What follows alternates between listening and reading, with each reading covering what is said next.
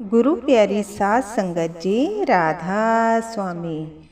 आज आपको जो मैं सुनाने जा रही हूँ उससे आपको सभी सवालों के जवाब मिल जाएंगे। एक बार ब्यास डेरे में कुछ कॉलेज के बच्चे थे जो घूमने के लिए आए थे और उनके मन में कुछ सवाल थे जो वो चाहते थे कि वो सतगुरु से करें। बाबा जी को बोलते हैं कि हमें आपसे मिलना है। तो सेवादार बोलते हैं कि बाबा जी से कोई नहीं मिल सकता। तो बच्चे जिद करते हैं कि हम बहुत दूर से आए हैं और हमारे कुछ सवालों के जवाब हमें बाबा जी से लेकर जाने हैं। बाबा जी अंदर सब सुन रहे होते हैं और बड़े प्यार से सेवादार को बोलते हैं, बच्चों को अंदर भेजो और उनके क्या सवाल हैं हम उन्हें जवाब जरूर देंगे। सभी बच्चे अंदर आ जाते हैं और बड़े प्यार से बाबा जी को प्रणाम करते हैं और बोलते हैं, बाबा जी हमारे कुछ सवाल हैं, आप उनके जवाब हमें दें, हम बहुत दुविधा में हैं। बाबा जी हंसकर बोलते हैं, पूछो तुम्हारा क्या प्रश्न है। पहला सवाल एक बच्चा पूछता है कि बाबा जी जीवन एक संघर्ष है। तो बाबा जी जवाब देते हैं, जिन्हें सच्चा सतगुरु नहीं मिलता उनके लिए जीवन एक संघर्ष ही है। दूसरा सवाल क्या है आप वो पूछो।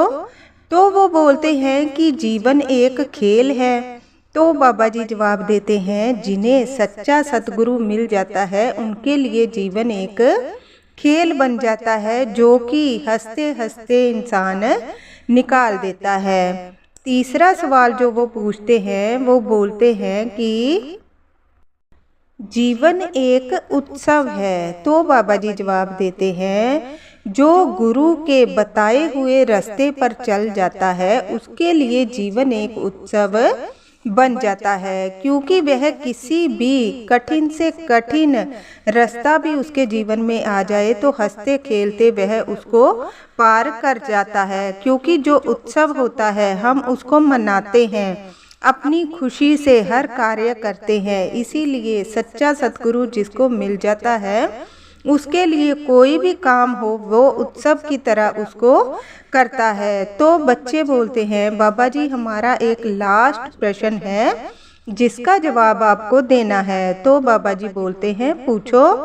तो वो बोलते हैं कि हमारे माता पिता हमें सिखाते हैं कि हमें भजन सिमरन करना चाहिए, लेकिन हमारे मन में एक दुविधा है कि भजन सिमरन हम अपनी आत्मा के लिए करते हैं जिससे हमारी आत्मा शुद्ध होती है। तो जब हमारी आत्मा हम मृत्यु को प्राप्त कर लेते हैं, आत्मा तो निकल जाती है, तो फिर इस शरीर को हम कष्ट क्यों देते हैं। तो बाबा जी हंसने लग जाते हैं और बताते हैं कि जैसे आत्मा को पवित्र करने के लिए हमें अपने शरीर का उपयोग करना पड़ता है, यानी आप अपने शरीर को जितना तपाते हैं, जितना कष्ट देते हैं, भजन सिमरन जितना करते हैं, उतनी ही हमारी आत्मा पवित्र होती है। जैसे तुम दूध पीते हो, दूध को अपनी हथेली में लेके तो पी नहीं सकते, उसको किसी बर्तन में डालोगे, उसको गर्म करोगे तो उसके बाद आप दूध को पी लेते हो।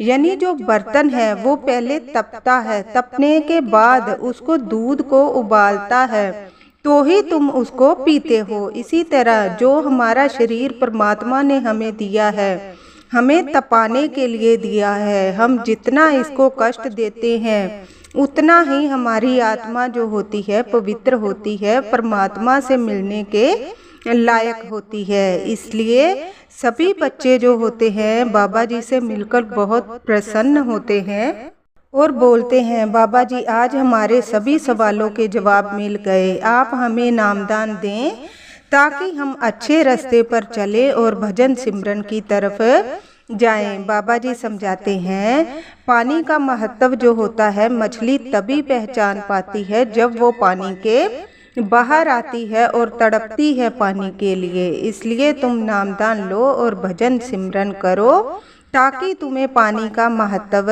पता लगे, इस जीवन का महत्व पता लगे। जीवन हमें इतनी आसानी से नहीं मिलता, ये जो हमें मनुष्य का जीवन मिला है, ये हमें अपनी आत्मा को पवित्र करने के लिए मिला है। इसलिए परमात्मा का नाम ले, सतगुरु का नाम ले और भजन सिमरन करें। राधा स्वामी।